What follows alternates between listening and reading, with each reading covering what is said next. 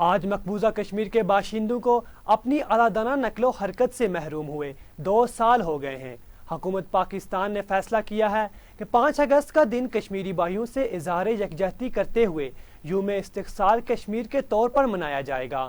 اس موقع پر صبح 9 بجے 1 منٹ کے لیے خاموشی اختیار کی گئی اور وفاقی دارالحکومت اسلام آباد میں 1 منٹ کے لیے ٹریفک روکا گیا۔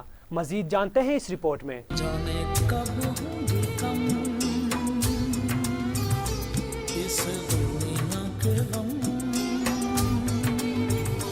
جانے کب ہوگی کم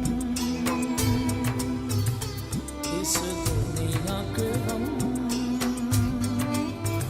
5 اگست 2019 کو بھارت کی انتہا پسند حکومت نے آئین ہند میں کشمیر کی خصوصی حیثیت کو ختم کرنے کے ساتھ ساتھ متعدد اقدامات کیے۔ کشمیری عوام کے رد عمل کے خدشے سے مقبوضہ کشمیر میں مزید فوجی دستے تعینات کیے گئے، دفاتر، کاروباری مراکز، منڈیوں اور ٹرانسپورٹ کو بند کر دیا گیا۔ مسلح افواج کی بندوقوں کی مدد سے کشمیری باشندوں کو گھروں میں ہی محبوس رکھا گیا اور آزادانہ اظہار رائے سے محروم کیا گیا۔ تاریخی طور پر بھارت نے اقوام متحدہ میں کشمیر کے حتمی الحاق کے سوال کو کشمیری عوام کی خواہشات کے مطابق طے کرنے کا عہد کیا تھا، لیکن 7 شرائط لگائی کہ مجاہدین کو ریاست سے بدخیل کیا جائے اور حالات معمور پر لائے جائیں۔ بھارت نے بل پیش کرنے سے قبل ہی صدارتی حکم نامے کے ذریعے کشمیر کی خصوصی حیثیت ختم کرنے کے ساتھ ساتھ مقبوضہ کشمیر کو وفاق کے زیر انتظام 2 حصوں یعنی یونین ٹیریٹوریز میں تقسیم کر دیا، جس کے تحت پہلا حصہ لداخ جبکہ دوسرا جموں و کشمیر پر مشتمل ہوگا۔ بھارت نے یہ دونوں بل لوک سبھا سے بھی بھاری اکثریت کے ساتھ منظور کرائیں۔ مقبوضہ کشمیر میں بھارتی فوجیوں کی تعداد اس وقت 9 لاکھ کے قریب ہے۔ کشمیر کی خصوصی حیثیت ختم کرنے کے بعد سے وادی بھر میں کرفیو نافذ کیا گیا اور کئی بڑے اخبارات کو بھی شائع ہونے سے روکا گیا۔ بھارتی انتظامیہ نے پورے کشمیر کو چھاونی میں تبدیل کر دیا۔ 7 اگست کو کشمیری شہریوں نے بھارتی اقدامات کے خلاف احتجاج کیا، لیکن قابض بھارتی فوجیوں نے نہتے کشمیریوں پر براہ راست فائرنگ، ٹیٹ گنز اور آنسو گیس کی شیلنگ کی۔ ریاستی جبر و تشدد کے نتیجے میں متعدد کشمیری شہید اور زخمی ہو چکے ہیں۔